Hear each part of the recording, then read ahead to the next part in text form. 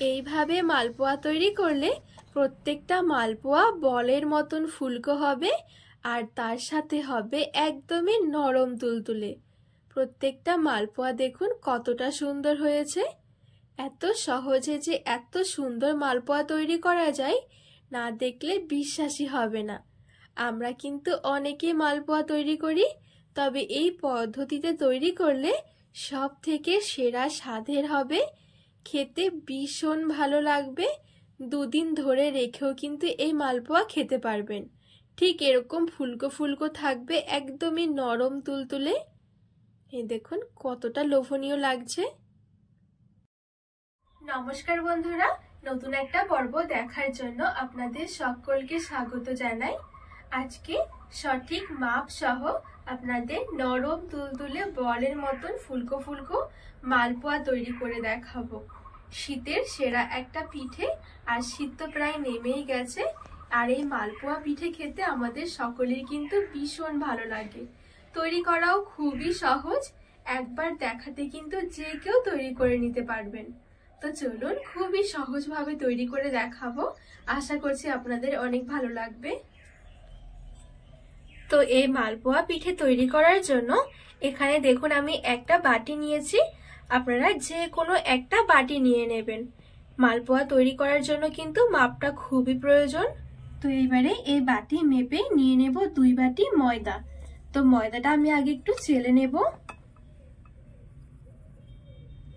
আর 1 বাটি দিয়ে দিচ্ছি।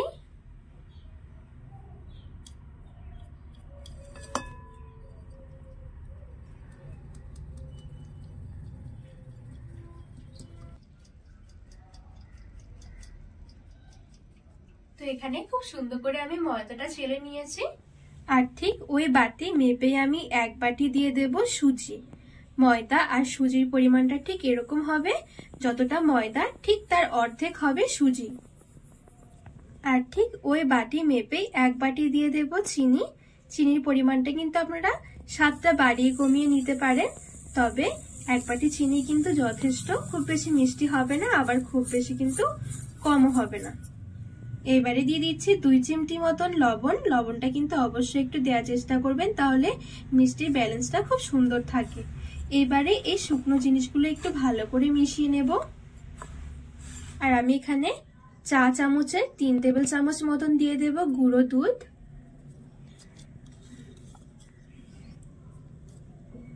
এবারে ভালো করে মিশিয়ে নেব।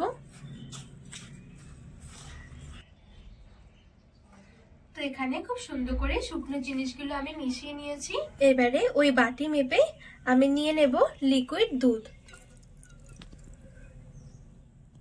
এবারে এই দুধটা অল্প অল্প করে দিয়ে মিশিয়ে নেব, একবারে কিন্তু খুব বেশি দেওয়া যাবে না।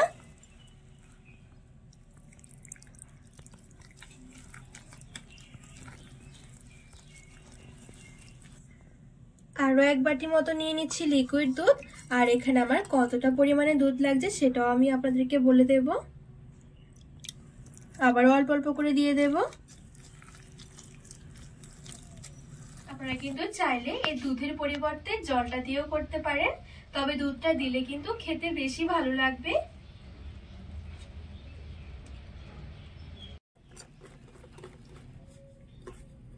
তো এখানে আমি টোটাল 2.5 বাটি মতন লিকুইড দুধ নিয়েছি, পুরো দুধটা দিয়ে মেখে নিয়েছি।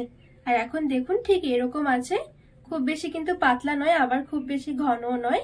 পরে যদি আবার লিকুইড দুধ লাগে সেক্ষেত্রে আবার দেব। এখন কিন্তু চিনি যেহেতু গোটা দিয়েছি সেই জন্য কিন্তু চিনিটাও একটু জল ছাড়বে, আবার সুজিটাও কিন্তু একটু ফুলবে। তো এখন এভাবে করে মেখে রেখে দেব।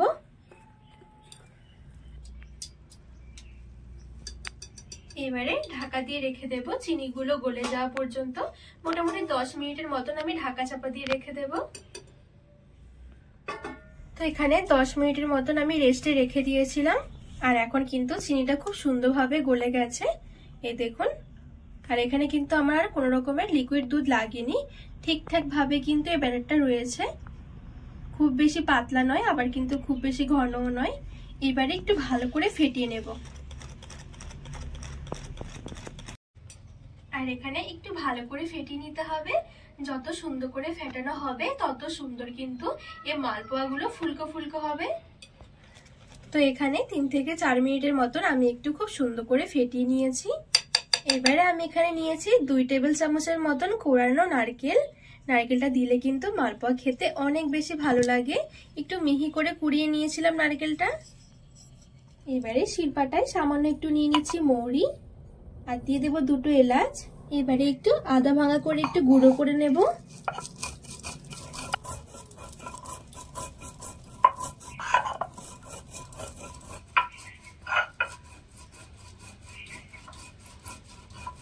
এবারে এলাচ আর মৌরির গুঁড়োটা দিয়ে দেব।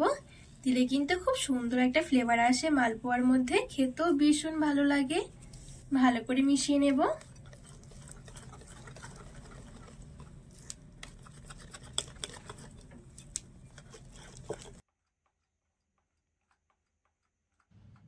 তো এখানে খুব সুন্দর করে আমি এই ব্যাটারটা ফেটিয়ে নিয়েছি। আর ফেটিয়ে নেওয়ার পরে কিন্তু আরো একটু হালকা হয়ে যাবে।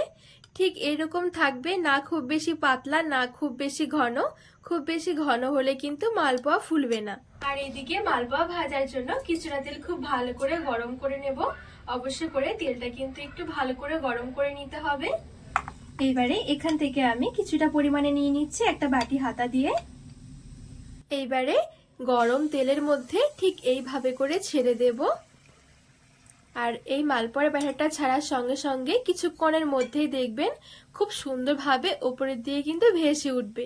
যখনই ভেসে উঠবে হালকা করে এরকম চেপে চেপে একটু নিচের দিকে দিতে হবে। আর একটু যখন ফুলে উঠবে তখনই কিন্তু উল্টে দিতে হবে। এই দেখুন বলতে বলতে কত সুন্দর মালপোয়া রেডি হয়ে গেছে। ঠিক আরো একটা মালপোয়া আপনাদেরকে দেখাই। ঠিক এরকম করে বাটি হাতার মধ্যে সমপরিমাণ নিয়ে দিয়ে দিলাম।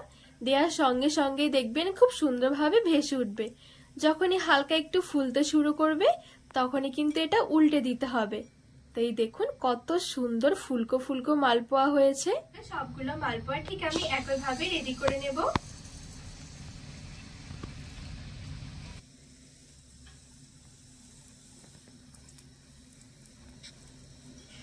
ঠিক আবারও একইভাবে উল্টে দেব। একবার দেখাতেই কিন্তু এই মালপোয়া যে কেউ তৈরি করে নিতে পারবেন।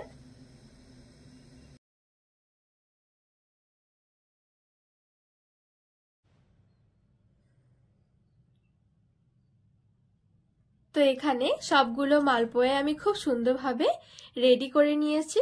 আর এই দেখুন প্রত্যেকটা মালপোয়া কতটা সুন্দর ফুলকো ফুলকো হয়েছে, ভীষণ ভালো লাগে, একদমই নরম তুলতুলে। আর এই মালপোয়াগুলো কিন্তু ভেজে রাখার অনেকক্ষণ পর পর্যন্তও কিন্তু এরকম ফুলকো থাকবে। আর এই মালপোয়াগুলো কিন্তু 2 দিন ধরে রেখেও খেতে পারবেন, ঠিক এরকম নরম তুলতুলে থাকবে, খেতে ভীষণ ভালো লাগে। এই দেখুন কতটা সুন্দর জালিদার হয়েছে ভেতরে। আরো একটা মালপোয়া আপনাদেরকে দেখাই ছিঁড়ে।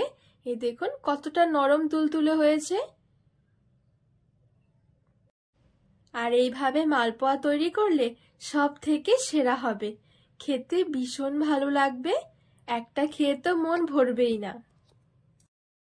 তো বন্ধুরা আজকে এই মালপোয়ার রেসিপি আপনাদের কেমন লেগেছে অবশ্যই কিন্তু কমেন্ট করে জানাবেন। আর আপনারা অবশ্যই এভাবে একবার বানিয়ে দেখবেন, খেতে ভীষণ ভালো লাগে। তো রেসিপিটি ভালো লাগলে চ্যানেলটিকে সাবস্ক্রাইব করে পাশে থাকা অনুরোধ রইল।